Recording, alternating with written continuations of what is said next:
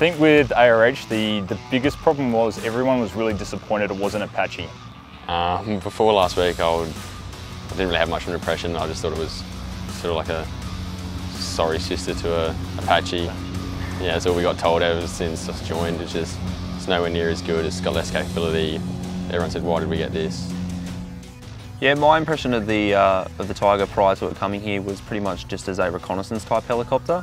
I always knew they would be armed, however I didn't really look at them in the space of more of a way of an attack helicopter. I was more or less going to be relying on them heavily in the reconnaissance space of being able to provide that situation outside of my immediate area and that battlefield commentary for me. But seeing them actually on station and listening to the pilots and the capabilities that they can provide for a commander on the ground has definitely swayed my views of what their capabilities are more after completing this exercise.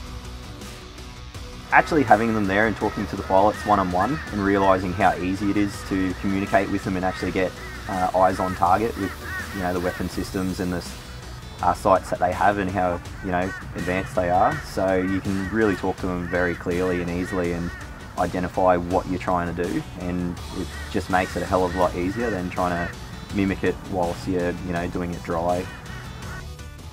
If I had the Performer, the 5-liner, I think I could figure it out. I think everything we've been told is that the pilots are pretty good in getting what they need out of you, so I think if I really had to, I'd be able to get it out. Yeah, and same with myself. Like the 5-liner is very similar to the all-arms called Performer we use for mortars and artillery.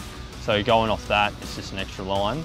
Just having to think about the manoeuvrability of the chopper itself on the ground, rather than just being able to call in bombs over.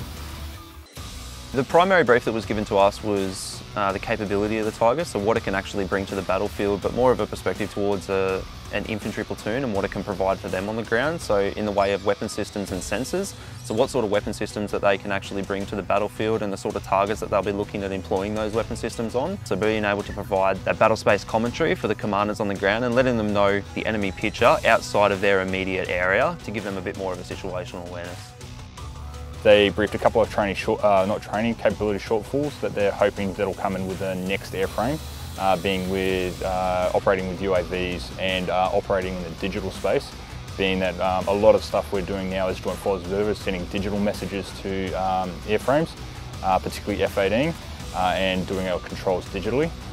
That at the moment, ARH doesn't have that capability. A lot of it is obviously word of mouth and what you hear. Them not being overseas, as I believe, serving with Australians at present, as we utilise the American Apaches. You don't hear a lot of stories at all, you only hear the bad, but actually being able to work with them, have them come in and like us being able to utilise them and realise their capabilities, it paints a whole new picture. So actually being able to work with them and them coming out to actually spend the time with us definitely gives us a good impression in what they're actually capable of.